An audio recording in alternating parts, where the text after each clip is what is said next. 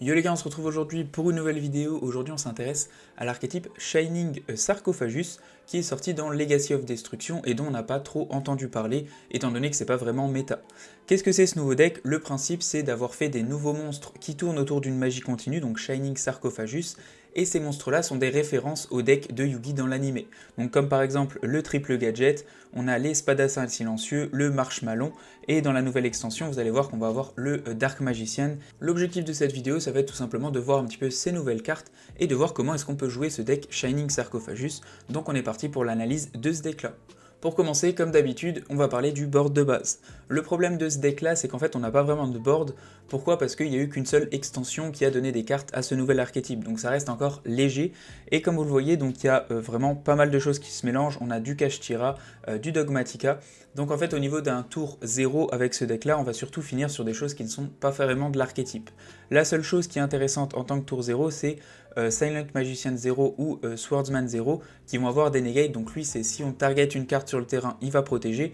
Et au niveau de Silent Magician, il peut annuler un effet de magie. Malheureusement pour l'archétype, on n'est pas en 2007, donc clairement ça reste un peu léger au niveau du tour 0, surtout que vous avez quand même beaucoup de cartes qui vont chercher l'engine, mais je vous dis l'engine n'apporte pas vraiment grand chose actuellement, en tout cas en tant que premier.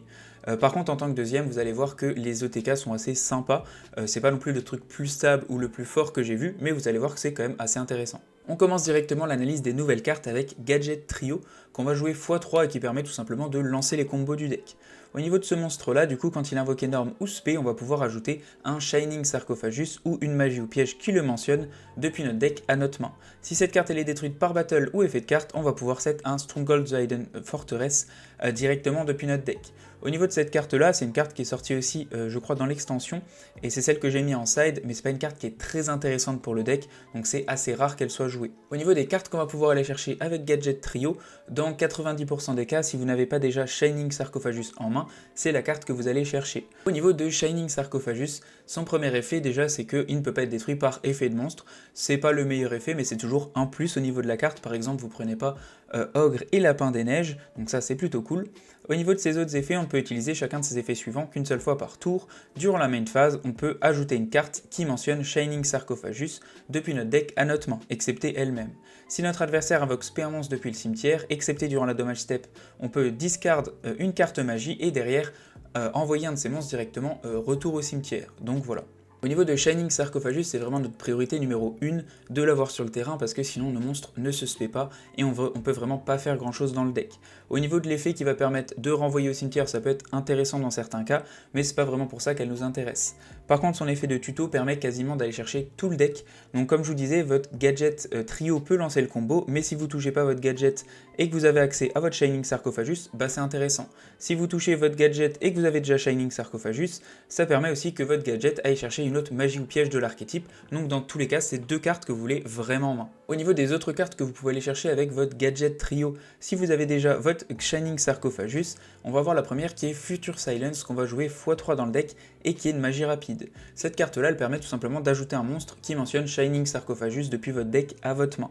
Derrière, si vous activez cet effet-là pendant la battle phase, tant que vous contrôlez Shining Sarcophagus et un monstre qui le mentionne, chaque joueur va piocher des cartes jusqu'à avoir 6 cartes en main. On peut utiliser l'effet de Future Silence qu'une seule fois par tour. Ce qu'il y a de cool avec cette carte, c'est qu'il y a deux aspects intéressants. Le premier, c'est que si vous le souhaitez, vous pouvez juste aller chercher une carte de l'archétype et réussir votre TK potentiellement. Ou alors, vous pouvez aussi utiliser quasiment tous vos ressources de la main et derrière le faire en battle pour repiocher à mort. Et ça, c'est aussi très intéressant.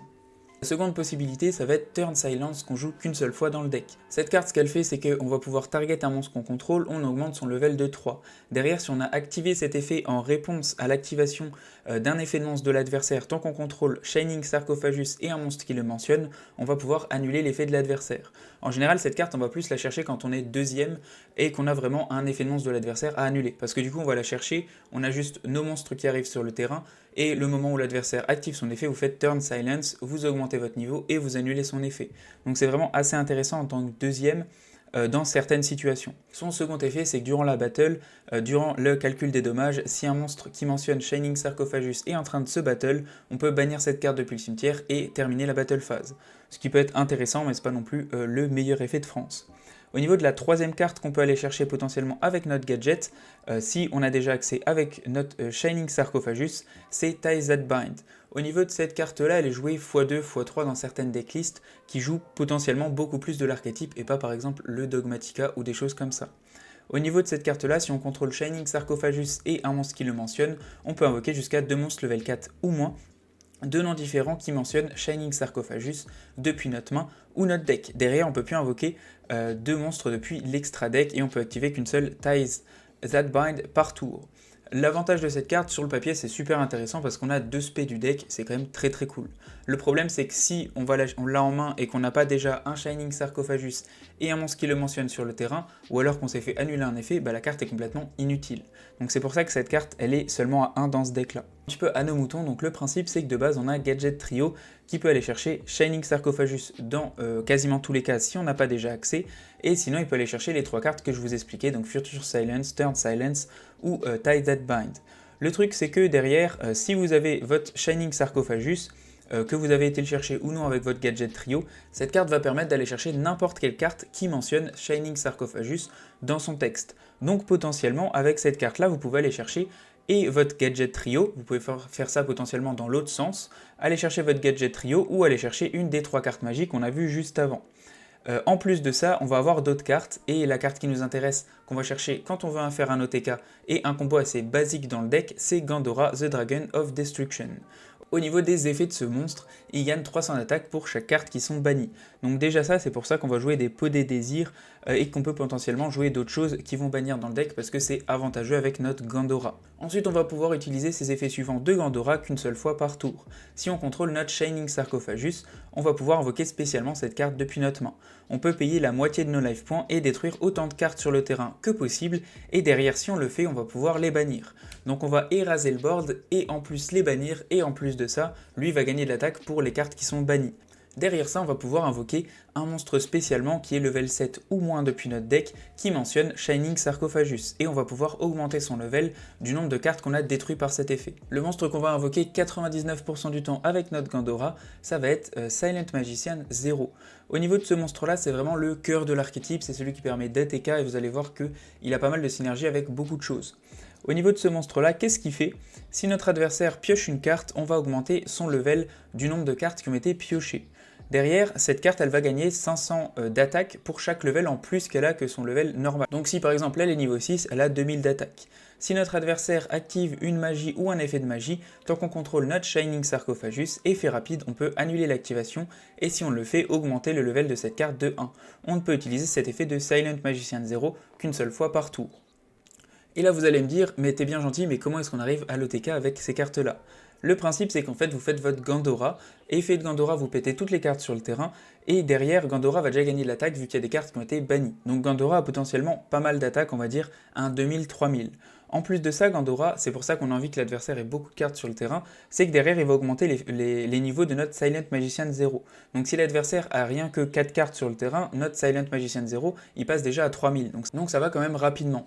En plus de ça, il y a quand même le côté où votre Silent Magician 0, quand l'adversaire pioche des cartes, il va encore une fois prendre de l'attaque. C'est là que c'est intéressant par exemple de faire Future Silence pendant la battle, parce que c'est bien les 2 joueurs qui repiochent des cartes. Donc si l'adversaire a qu'une carte en main, vous pouvez potentiellement gagner encore une fois pas mal d'attaque avec votre Silent Magician 0. Donc pour faire un OTK avec ce deck là, il faut bien que Gandora détruise puis bannisse pas mal de cartes pour ensuite pas mal augmenter Silent Magician 0 et que les deux à eux seuls puissent taper et faire 8000. Donc c'est pour ça que le deck n'est pas forcément méta, parce que ça reste quand même compliqué et qu'en général plus l'adversaire a de cartes sur le terrain, plus potentiellement vous pouvez vous prendre des trucs dans la figure.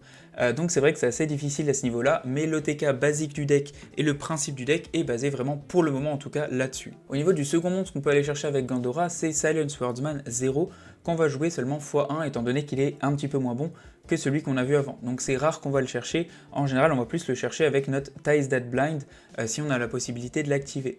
Ce monstre là, une fois par tour durant la standby, il augmente son level de 1 et son effet c'est la même chose, il va avoir 500 pour chaque level en plus.